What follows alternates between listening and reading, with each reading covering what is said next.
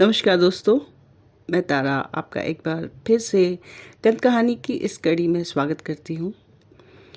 सादत हसन मंटू जी की कहानियों की इस सीरीज़ में आज लेके आई हूँ उनकी लिखी एक कालजयी रचना तोबा टेक सिंह। एक शेर है, समझदार बन के तुमने क्या गुल खिलाए, समझदार बन के तुमने क्या गुल खिलाए, पागल बन के देखो हर चीज़ में गुलिस्तां है। तो शुरू करती हूँ तोबा टेक सिंह। बंटवारे के 2-3 साल बाद पाकिस्तान और हिंदुस्तान की हुकूमतों को ख्याल आया कि कैदियों की तरह पागलों का भी तबादला होना चाहिए। यानी जो मुसलमान पागल हिंदुस्तान के पागल खानों में हैं उन्हें पाकिस्तान पहुंचा दिया जाए और जो हिंदू और सिख पाकिस्तान के पागल खानों में हैं उन्हें हिंदुस्तान के हवाले कर दिया जाए। मालूम नहीं ये बात ठीक थी या नहीं, बहरहाल दानिशमंदों के फैसले के मुताबिक इधर उधर ऊंची सतह की कॉन्फ्रेंसें हुई और आखिर एक दिन पागलों के तबादले के लिए मुकर्रर हो गया। अच्छी तरह छानबीन की गई। वो मुसलमान पागल जिनके संबंधी हिंदुस्तान ही में थे वहीं रहने दिए गए थे। बाकी जो थे उनको सरहद पार रवाना कर दिया गया। यहाँ पाकिस्तान में चूंकि करीब करीब तमाम हिंदू सिख जा चुके थे, इसलिए किसी को रखने रखाने का सवाल ही नहीं पैदा हुआ। जितने हिंदू सिख पागल थे सबके सब पुलिस की हिफाजत में सरहद पर पहुंचा दिए गए। उधर का मालूम नहीं, लेकिन इधर लाहौर के पागल खानों में जब इस तबादले की खबर पहुंची तो बड़ी दिलचस्प बातें होने लगी। एक मुसलमान पागल जो 12 बरस से हर रोज़ बाकायदगी के साथ ज़मींदार पढ़ रहा था, उसने अपने एक दोस्त से पूछा, मौलवी साहब ये पाकिस्तान क्या होता है?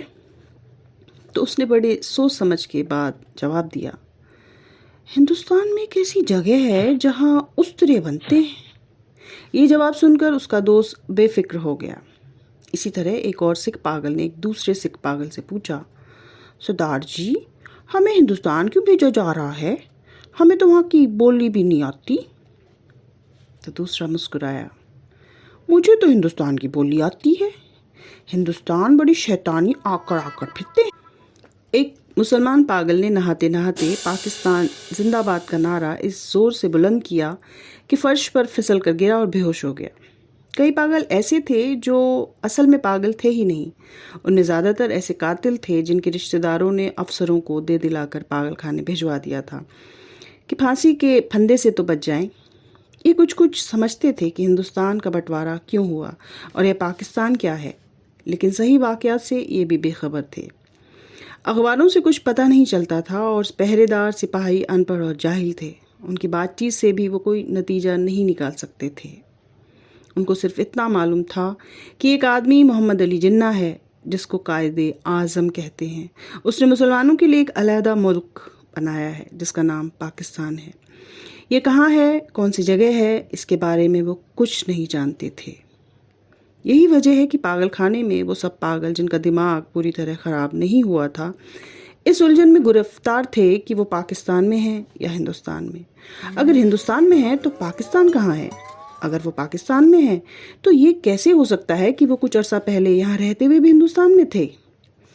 एक पागल तो पाकिस्तान और हिंदुस्तान और पाकिस्तान के चक्कर में कुछ ऐसा गिरफ्तार हुआ कि और ज़्यादा पागल हो गया। झाड़ू देते देते एक दिन पेड़ पर चढ़ गया और टहनी पर बैठकर 2 घंटे लगातार बहस करता रहा जो पाकिस्तान और हिंदुस्तान के नाजुक मसले पर थी। सिपाहियों ने उसे नीचे उतरने को कहा तो वो और ऊपर चढ़ गया। डराया धमकाया गया तो उसने कहा, मैं ना हिंदुस्तान में रहना चाहता हूँ ना पाकिस्तान में, मैं इस दरख्त पर ही रहूँगा। एक एमएससी पास रेडियो इंजीनियर जो मुसलमान था और दूसरे पागलों से बिल्कुल अलग थलग बाकी एक ख़ास क्यारी पर सारा दिन खामोश टहलता रहता था। यह तब्दीली उसको इतनी खली कि उसने तमाम कपड़े उतारकर दफादार के हवाले कर दिया और नंग धड़ंग सारे बाग में चलना शुरू कर दिया। एक मोटे मुसलमान पागल ने जो मुस्लिम लीग का एक कारिंदा यानी एजेंट था और दिन में 15-16 मरतबा नहाता था, एकदम यह आदत छोड़ दी। उसका नाम मोहम्मद अली था, इसलिए उसने एक दिन अपने जंगले में ऐलान कर दिया कि वह कायदे आज़म मोहम्मद अली जिन्ना है। उसकी देखा देखी एक सिख पागल मास्टर तारा सिंह बन गया।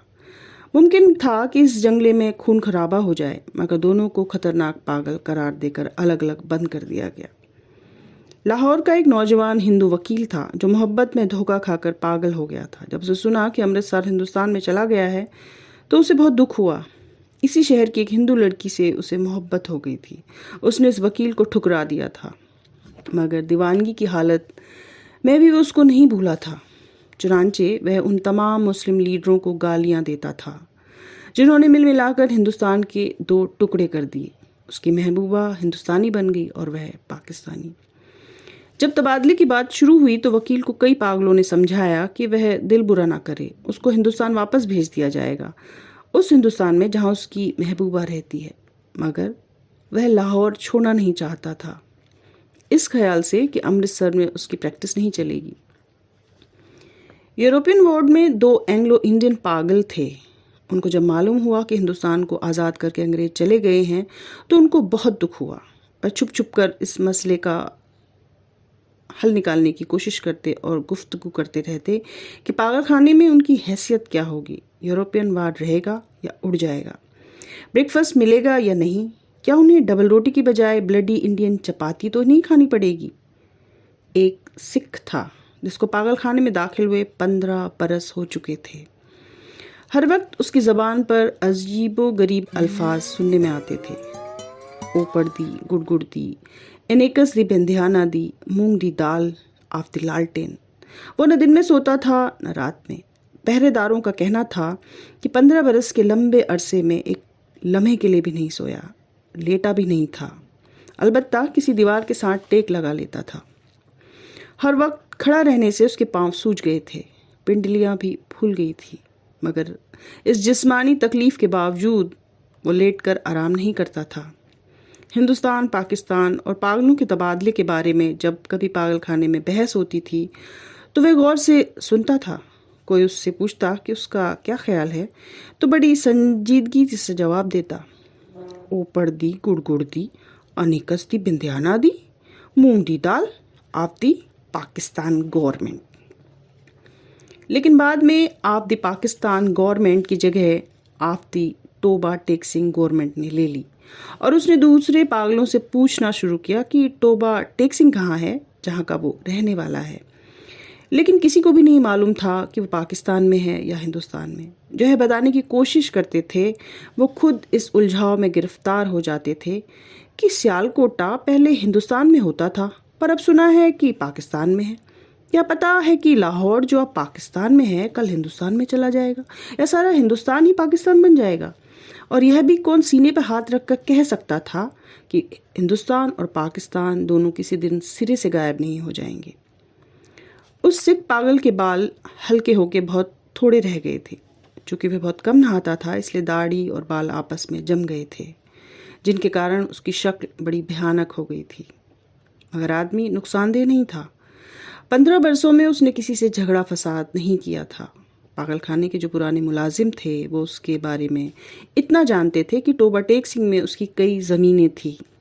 अच्छा खाता पीता जमींदार था कि अचानक दिमाग उलट गया। उसके रिश्तेदार लोहे की मोटी मोटी जंजीरों में उसको बांध कर लाए और पागल खाने में दाखिल करा गए। महीने में एक बार मुलाकात के लिए लोग आते थे और उसकी खैर खैरियत पूछकर चले जाते थे। कुछ अरसे तक ये सिलसिला जारी रहा, पर जब पाकिस्तान हिंदुस्तान की गड़बड़ शुरू हुई तो उनका आना बंद हो गया। उसका नाम बिशन सिंह था, मगर सब उसे टोबा टेक सिंह कहते थे। उसको ये मालूम नहीं था कि दिन कौन सा है, महीना कौन सा है, या कितने दिन बीत चुके हैं। लेकिन हर महीने जब उसके अजीज और संबंधी उससे मिलने के लिए आते तो उसे अपने आप पता चल जाता था। इसलिए वो दफादार से कहता कि उसकी मुलाकात आ रही है। उस दिन वह अच्छी तरह नहाता, बदन पर खूब साबुन घिसता और सिर में तेल लगाकर कंघा करता।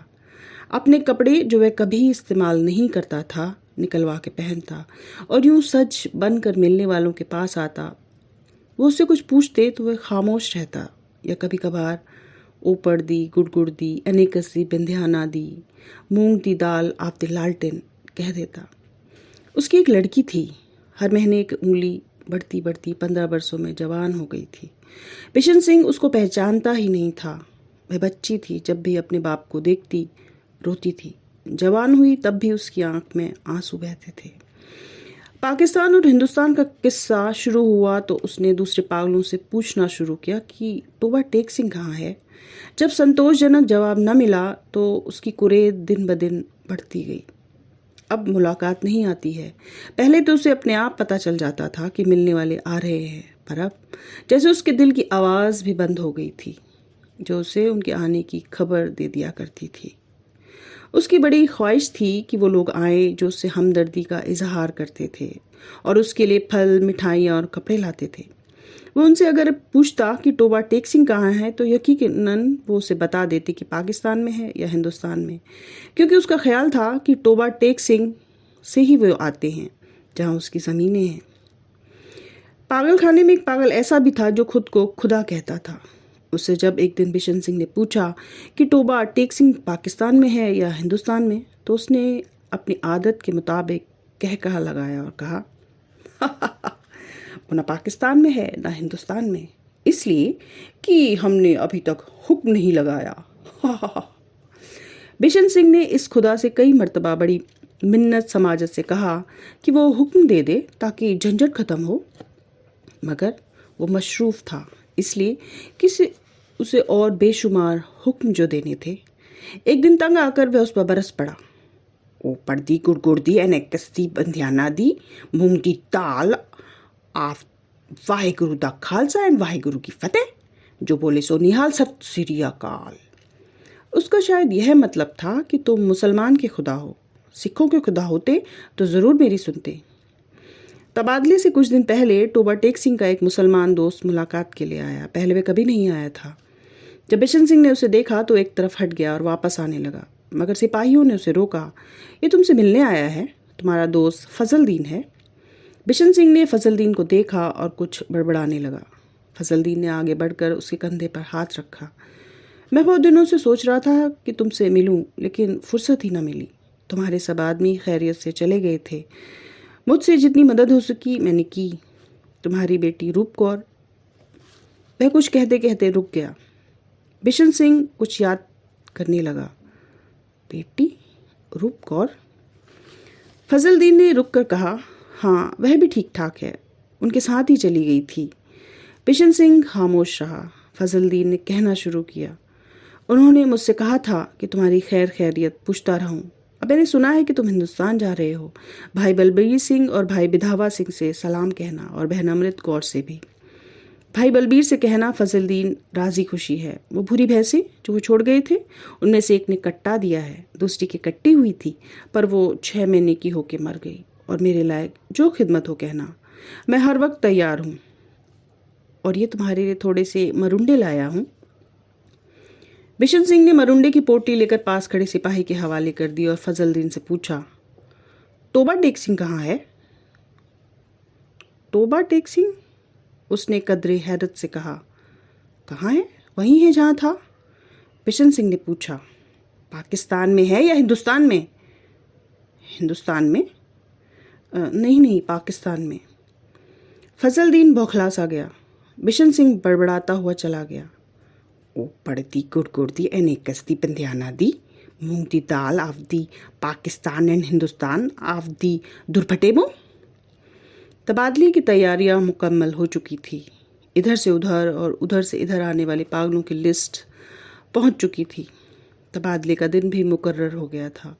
सख्त सर्दियां थी। जब लाहौर के पागल खाने से हिंदू सिख पागलों से भरी हुई लारियां पुलिस के मुहाफिज दस्ते के साथ रवाना हुई तो साथ में अफसर भी जा रहे थे। वाघा के बॉर्डर पर दोनों तरफ से सुपरिटेंडेंट एक दूसरे से मिले और ज़रूरी कार्रवाई ख़त्म होने के बाद तबादला शुरू हो गया, जो रात भर जारी रहा। पागलों को लारियों से निकालना और उनके दूसरों अफसरों के हवाले करना बड़ा कठिन काम था। कई तो बाहर निकलते ही नहीं थे। जो निकलने पर रजामंद होते थे उनको संभालना मुश्किल हो जाता था, क्योंकि इधर उधर भाग उठते थे। जो नंगे थे उनको कपड़े पहनाए जाते तो वो फाड़कर फिर उन्हें अलग कर देते। कोई गालियां बक रहा है, कोई गा रहा है, आपस में लड़ झगड़ रहे हैं, रो रहे हैं, पक रहे हैं।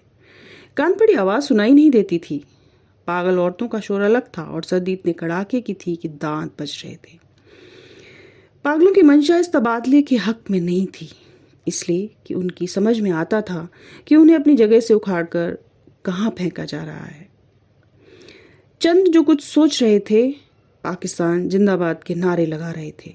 2-3 मरतबा फसाद होते होते बचा, क्योंकि कई मुसलमान और सिखों को ये नारे सुनकर गुस्सा आ गया। जब बिशन सिंह की बारी आई और उसको वाघा के उस पार का अफसर उसका नाम रजिस्टर में दर्ज करने लगा, तो उसने पूछा, तोबा टेक सिंह कहाँ है? पाकिस्तान में या हिंदुस्तान में? अफसर हंसा। पाकिस्तान में। यह सुनकर बिशन सिंह उछलकर एक तरफ हटा और दौड़कर अपने बाकी साथियों के पास पहुंच गया। पाकिस्तानी सिपाहियों ने उसे पकड़ लिया और दूसरी तरफ ले जाने लगे, मगर उसने चलने से इनकार कर दिया और ज़ोर ज़ोर से चिल्लाने लगा, तोबा टेक सिंह कहाँ है? उसे बहुत समझाया गया कि देखो, अब तोबा टेक सिंह हिंदुस्तान में चला गया है, अगर नहीं गया तो उसे फ़ौरन वहाँ भेज दिया जाएगा, मगर वो न माना। जब उसको ज़बरदस्ती दूसरी तरफ ले जाने की कोशिश की गई तो वह बीच में एक जगह इस अंदाज में अपनी सूजी हुई टांगों पर खड़ा हो गया जैसे अब उसे वहाँ से कोई ताकत नहीं हटा सकेगी। आदमी चूंकि खतरनाक नहीं था, इसलिए उससे ज़बरदस्ती नहीं की गई, उसको वहीं खड़ा रहने दिया गया और बाकी काम होता रहा। सूरज निकलने से पहले शांत बिशन सिंह के हलक से एक आसमान फाड़ देने वाली चीख निकली। इधर उधर से कई अफसर दौड़े आए और देखा कि वो आदमी जो 15 बरस तक दिन रात अपनी टांगों पर खड़ा रहा, औंधे मुंह लेटा था। उधर खारदार तारों के पीछे हिंदुस्तान था, इधर वैसे ही तारों के पीछे पाकिस्तान। बीच में जमीन के उस टुकड़े पर जिसका कोई नाम नहीं था, तोबा टेक सिंह पड़ा था। तो एक अंत यहीं तक था। एक पागल सभी अक्लमंदों को क्या सीख दे गया, जानना मुश्किल है, क्योंकि बात किसी हिंदुस्तान या पाकिस्तान में नहीं कही गई। तो आज के लिए इतना ही, आगे फिर भेंट होगी। नमस्कार, धन्यवाद।